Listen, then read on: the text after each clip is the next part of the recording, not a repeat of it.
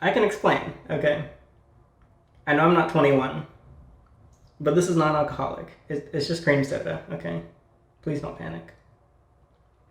Also, this is my Savannah monitor, Bonnibel, who I've had for almost 3 years now. So I thought I'd give you a bit of an update on her. In October 2017, I uploaded a video called Getting My Dream Lizard, and that was a Savannah monitor. It was Bonnibel, in fact. I had wanted a Savannah monitor since like 2014 or so. I don't know why a Savannah monitor was my lizard of choice, because not many people recommend them. They're pretty hard to find. Most of them are wild caught. They get kind of big, and overall, they're often just a pain.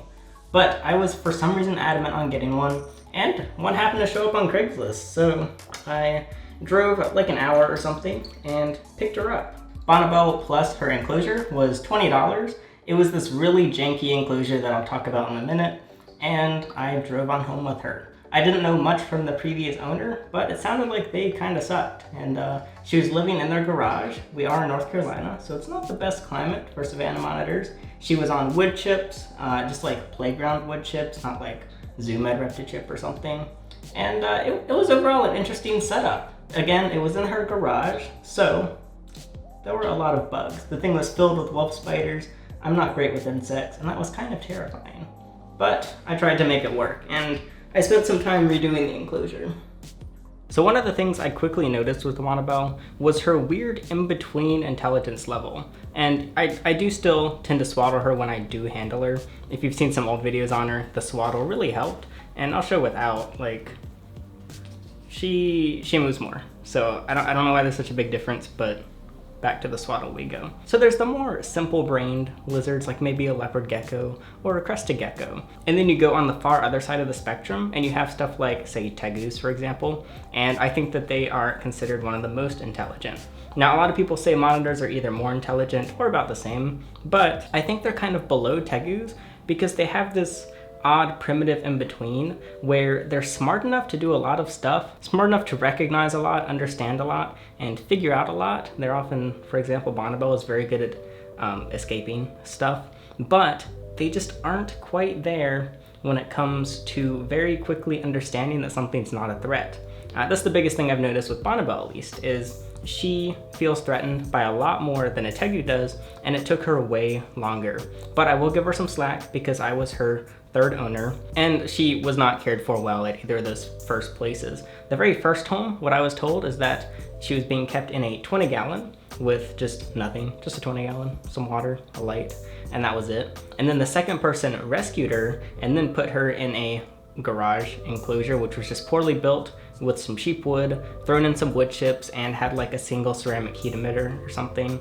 And that wasn't too great either. So yeah, I was the third bad owner, I guess, and hopefully less bad. From the very start, Bonnibel was very unhappy. I didn't actually see her while buying her because she was hiding in the back of the enclosure. They built it really poorly, and there was a spot she could stick herself in. So I didn't even know if there was a lizard there until a few hours later. And I had to dig for her, and I was instantly bleeding because she was biting like crazy. So whether it was individualized with Bonnibel or this is common with other monitors, what I noticed is that it just took her way longer to get over certain things, including stuff like handling and being comfortable around people. So Bonnibel was occasionally on the channel for the next year after that first video in October 2017. And then about 2 years ago in August 2018, I did a video on whether I regret getting a Savannah monitor or not, in which the irony was that I posted this exciting new video of me getting my dream lizard, and then less than a couple years later, I make a video dedicated to whether I regret getting the animal or not. The short answer was yes, but actually no. Like, there were things that I did not expect, and things are very different, and it was a lot more work than I expected. But in the end, that was partially what I was looking forward to, and that no, I did not regret getting Bonnibel, although there were certain circumstances that could have been better. The biggest being the fact that she was just so tiny, and Bonnibel's still very tiny, which I'll get into. Next question, why am I in the bath with Bonnibel, and why does Bonnibel not want to be here seemingly? Well, that's because she did not consent. So because her attitude was so crazy, I needed some way to get her to start getting used to me. And the tactics that work with other animals don't necessarily work with Savannah monitors. So what's the point of actually bathing with her? What does that have to do with it at all? Well, something I saw recommended is to put them in a bath or in a tub of water and put your hand in the water. So that way, the only way the Savannah monitor can actually not drown if they get tired of swimming is they climb onto your hand. So I did this for a while, but it was kind of uncomfortable leaning my arm over the bathtub, so I figured I would just get in there with her. It was just a few inches of water, and I thought that this might start helping, so I bathed with my monitor on the daily. And I saw little changes, not a ton overall though. But the more baths I did, the more I could But the more bathing I did, the more I could handle her bit by bit in the water because she had to see me as the refuge. So I kind of forced her into being okay with me. And that was my first way of taming her. A month after that, I did a video building her 400-gallon enclosure, and it looked really cool. That video hit almost 1 million views, and people really liked it. It wasn't perfect. It had some trouble with humidity at first because it was a screen lid, and Bonnibel, being the semi-smart escape artist that she is, was very good at getting out of it. Turns out she could climb the walls no problem, and even just basically rip through the screen, so I had some issues with that. And I did use it for a while on and off, but then I stopped using it for a while. At the same time as this, I realized Bonnibel had parasites. At the time, I didn't realize you can just get parasite medication, like generic brands, on Amazon. So I ended up going to a vet to get this medication, which I really didn't need to do, but it worked. It was the same parasite meds, and I started treating her with that. Treating her was interesting. She actually broke mini syringes because she could just crack them with her mouth because her bites are pretty rough, and I endured a lot of biting from her. She likes to bite and then spin kind of crocodile style or alligator style, I guess, and it hurts, and there was a good bit of blood that I wasn't used to. So speaking of parasites, there's kind of an there was a bit of an irony with Bonnibel having parasites. Parasites enter your body in a few different ways. Basically, they're these little microscopic bugs, generally microscopic, not all the time, and they're going to be inside of an animal. So if an animal comes in contact with a fluid from that other animal, most often feces, there is a risk of the other animal consuming the parasites and becoming infected. So after realizing Bonnibel had parasites, I made the realization that I could have given myself parasites. I've never had parasites. I know humans can get them. I know it's not a huge deal, but making the realization that if Bonnibel just had a little bit of stuff come out of her, which she did, and I would wash myself afterwards, but if that just happened to enter me, like that, and I swallow, I would have become parasitic, and that would have been kind of funny and a little bit ironic. Thankfully, I did not get parasites. Wait. How do I know that? Okay, technically, I don't know if I have parasites, but I don't think I have parasites. Do I have parasites? Her claws were also super sharp, but she was missing a lot of claws, and now almost all of them have grown back. After I got her, some of them looked very rotten, and instead of actually doing anything to them, I just let them fall off on their own, and they did, and they grew back without issue. As long as the conditions were sanitary, I didn't have to worry about them getting infected or anything, and they all grew back very well.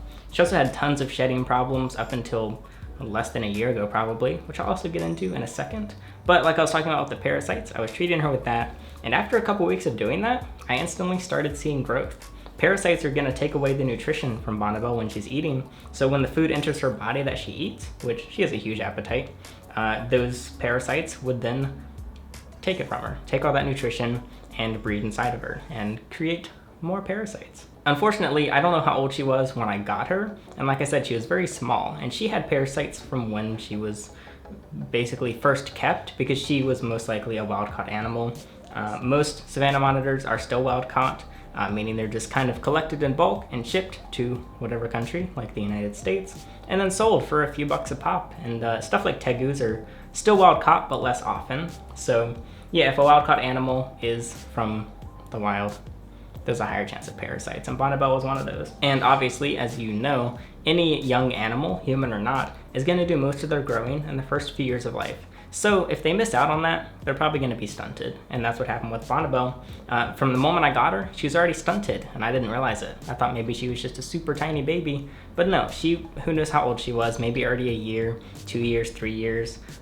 But however old she was, she missed out on all that growth because the parasites were taking her nutrition. Thankfully, she still had some growing left in her. So after I treated her with parasites, she kept growing and she got a lot bigger, and now she is over twice the size that she was when I got her, which is weird because she's still small, and Savannah monitors get a couple feet, usually at least, if you're females, and then males sometimes even reach like 3 feet, I believe, but Google that to be sure, because I don't know off the top of my head. And so at this point I had spent $1,200 on this animal, which is a lot of money, especially at the time I didn't have a lot to begin with. That's why I tried to just work with her first enclosure and redesign it kind of, but it still just didn't work. And that enclosure was just way too gross though. All the spiders in it, all the insects, who knows if there were more parasites or issues in there. So I just chucked the whole thing. And with the vet stuff and the enclosure and the feeding and everything, because she ate a lot, I was at about $1,200 to $1,500 spent on her so far. When you get an animal, it could be a lot or little. You should expect to spend a lot on animals.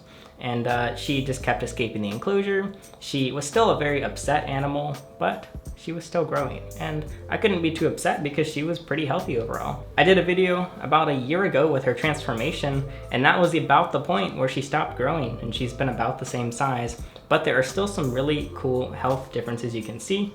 For example, the claws, like I mentioned. Also, she can shed herself now. I don't know what the problem was before. I always kept humidity high. She's always just been mostly on cocoa fiber, sometimes some other stuff mixed in like sphagnum, cypress mulch, stuff like that. Overall, the conditions have been the same, but now she just happens to shed quite well, and you can see her very cool pattern come through. There's a little bit of shed right by her tail, but she no longer loses any toes or toenails, and her tail is still full, and I don't have to help her with shedding, which I've not had to do in quite a while. But even in that previous video, the last one on her, she was just covered in shed because it would always get stuck to her. And it's not easy to get stuck shed off of Savannah monitors for some reason. I also did a video comparing them to tegus. A lot of people said I should keep the tegu, rehome Bonnibel, because I clearly enjoyed the tegu more. I really did love that tegu. I don't regret selling that tegu, which if you don't know, I basically take in and sell reptiles, so it's just an ongoing thing, and a lot of people say I should keep certain ones, and I rarely do. So I'm happy with Bonnibel because she's different from other lizards and more unique and a different experience. Like if I want to handle a lizard, I can handle Stan, or I can handle Goldie, my leopard gecko, and stuff like that. Overall, I'm impressed with how she's doing. She no longer poops on site, meaning that basically the moment you pick her up, she releases all of her bowels on you.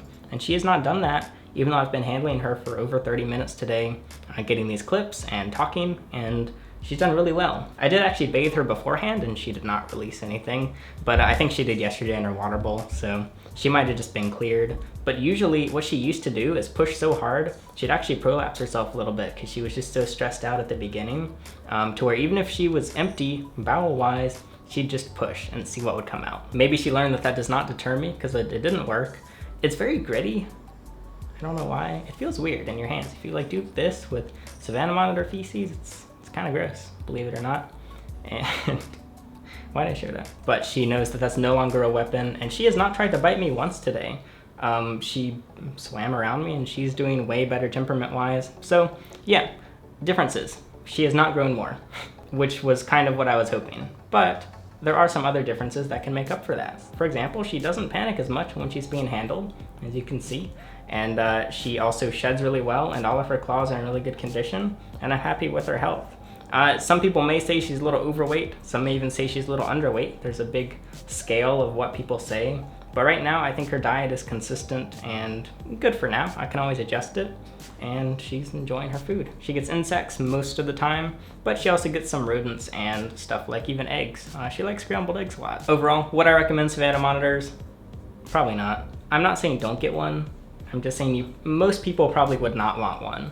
And even myself, I didn't know what I was getting into entirely, so I would even tell my younger self, maybe don't get this animal. Like, it's not just you I'm telling not to, but I'm literally telling myself not to. But she's here now, and I figured it out, so I bet you could figure it out too. Just be aware and make it expensive, very time consuming, and a little bloody. She actually hates me. Woo! She doesn't like my face. So that is the approximately 3-year update on Bonnibel.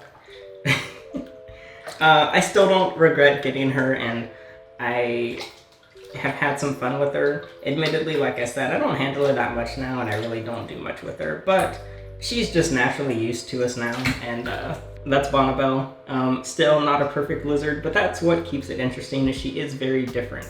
She's not like some really comfortable bearded dragon, or not some just average leopard gecko that's okay with handling. She's had a lot of different quirks, a lot of different problems, and a very unique attitude that I haven't seen anything quite like her attitude in other lizards. So hopefully you've enjoyed seeing her transformation, even if she is done growing. At least she's like alive and healthy. Although I prefer to have a larger Savannah monitor, maybe another day. So we'll see about that. Probably not. If you want, you can get the shirt I'm wearing. It most likely won't be wet if you order one. You can check that out in the link below, along with a bunch of other stuff in the description. But until then, I'm Alex. This is Bonnibel. We're gonna enjoy our bath.